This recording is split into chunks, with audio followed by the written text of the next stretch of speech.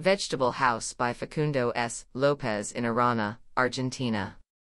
This house involves a technological exploration based on wood and thatch materials and seeks a sustainable, fast, and low-budget construction.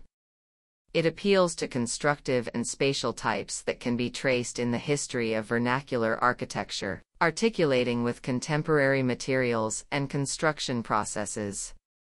This house represented a completely new challenge within the author's practice, thinking about his own house. Designing it was, however, the return to an old exercise, carried out in each of the houses he has built for other people, of imagining his own home.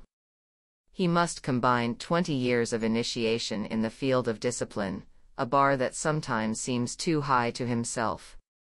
Those previous designs had different shapes, themes, and materials throughout those 20 years.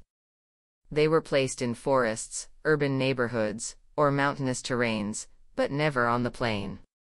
The place finally chosen, by chance, is a field that will very slowly become a suburban area of the Argentinian city of La Plata. A corner of 2,000 square mt, between a railway track devoured by vegetation, the fence of a small airport, and a void of country houses and empty plots that separates the area from the most urban areas of the city.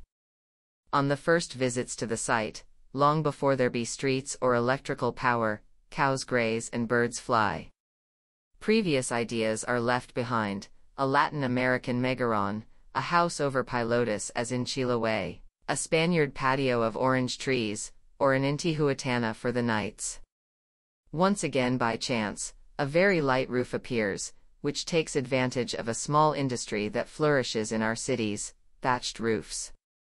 It will be an ephemeral house, not designed to last forever. This finitude ends up freeing the architect from past pretensions. A house will be made just for the present. Some teachers point the way: a double roof for these increasingly less temperate climates. Below is a wooden box, designed from the organization of the materials offered by the industry and the economy of resources, which are particularly scarce here.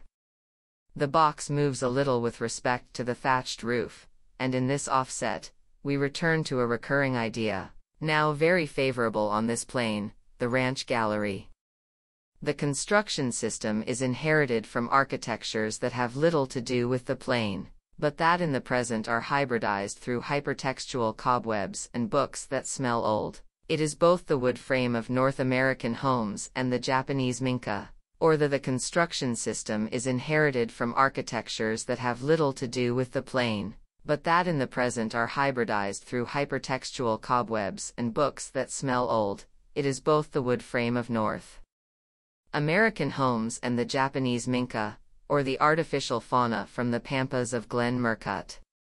A house that continues with a logic that occurred in some previous ones from the author, a house entirely made of one type of material, wood and plant fibers.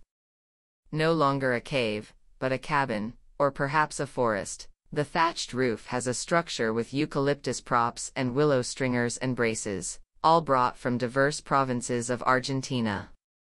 The foundations for the house, also made of hardwood, were recycled from old railroad sleepers.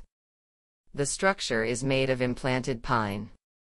The envelope is made of plywood panels and the floor is made of a harder variant of local wood, Eucalyptus rostrata.